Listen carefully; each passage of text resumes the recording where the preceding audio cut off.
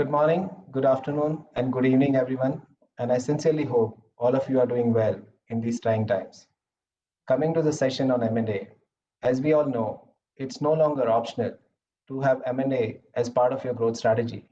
Rather, it's absolutely critical to have an M&A as an integral part of your strategy. Over the last few years, we have built a systematic M&A approach and a model that is repeatable with a lot of cumulative experience to create value from the same. There are three aspects to a systematic M&A approach: a right M&A strategy, identifying the right targets, successfully integrating and capitalizing on synergies. Over the next few minutes, I will take you through the Infosys approach to the same. Our M&A strategy is in complete alignment to the agile digital strategy we outlined over 2 years back and has a three-pronged approach: strengthening service line or digital capabilities, deepening our vertical expertise, and expanding our geo footprint. And if you look at all our acquisitions, these are in alignment to this strategy. For instance, Brilliant Basics, Wong Doody, and the recently acquired Blue Icon are in experience space, strengthening Infosys's creative, branding, and customer experience capabilities across UK and US. These also gets us an access to the CMO buying center. In the accelerate space, which is the largest amongst the digital services for us, Fluido and Simplis strengthen our Salesforce capabilities in US, Europe, and Australia. Similarly, the recently acquired Guide Vision, which specializes in offering strategic advisory consulting and support on the ServiceNow platform in Europe. Kaleidoscope Innovation is a great example of expansion in healthcare vertical in engineering services by strengthening presence in medical devices, consumer and industrial market across US. Similarly, if you look at the joint ventures that we have done, these are all with a strategic plan in specialized platforms and strengthens our geo footprint. For example, Stater in mortgage platform and financial services in continental Europe, Hypers in Japan, and iCompass in Singapore are examples of geo-focus and expansion. The other areas like AI, data analytics, and cybersecurity, which is increasingly showing up on the CXO agenda, continue to remain areas of focus for us. Let us look at few quotes and acknowledgements from industry analysts on our various acquisitions that we have done.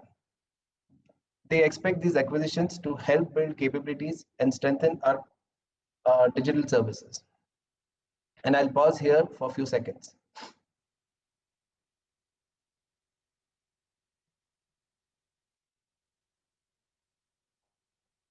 That brings us to the second aspect on how do we identify a target and what do we look at when we evaluate a target. First and foremost is the cultural fit and alignment of vision. Culture, values, and alignment of vision are very important as we look at people and companies to come on board. We believe these are founding stones and play a very significant role in success or failure of any acquisition. Secondly, we are always looking at assets that have a potential to become beachhead in the areas of their specialization and our key markets. We've also tried and do an early assessment of what will it take to integrate, be it go-to-market, business, IT, offerings, etc., as we evaluate any target. Valuation, returns, and cash flows are also been very important to us. We've been very measured in the valuation that we pay. We've also tried and structured our purchase consideration as a combination of upfront and earnout, as well as management incentive or retention bonuses. These structures ensure smooth transition, alignment of objectives, and retention of talent, and thereby achieving the targeted value creation over time. Last but not the least, the real success of any transaction is its ability to cross-leverage and cross-pollinate. We try and capture all possible synergies, including upselling, cross-selling, driving downstream revenues, cost optimization through offshoring, G&A optimization, and so on. Every dollar matters and every dollar counts. And there are various instances where we have been able to approach many engagements jointly and made a meaningful impact. For instance, Wong Doodie's early involvement and focused approach helped winning an engagement with a large pharmacy, where we created a vision for future, including modernization to deliver complete wellness, system automation that supports holistic view of customer health, and freeing up users' time to enable clinical delivery and personalized patient care. In another instance, using Wongdoodie's experience capabilities, we built a solution for a large bank's corporate clients, mainly the treasurers. We provided consolidated view of their accounts across the globe with respect to risk, liquidity, and personalized market intelligence with recommendations. Similarly, Fluido helped in creating a customer engagement transformation journey for an auto major where we created a unified platform and bringing dealers, customers, operators, and service agents on a single platform. We also enabled sales executives with advanced analytics with respect to pipeline, dealer net promoter score at their fingertips, enabling access to customer for products, spares over mobile and internet through e-commerce with an end-to-end integration to backend inventory.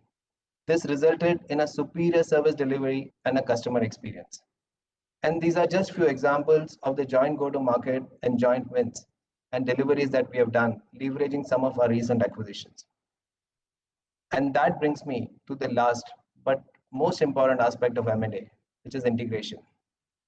Over the years, we have built a very comprehensive integration playbook. At the same time, we clearly understand that integration will have to be tailored to the need of each acquisition for it to be successful. These integration plans are carefully crafted, covers all aspects of integration from people, culture, sales, brand, delivery, systems, processes, policies, etc. And there are different versions of it depending on the need of each acquisition.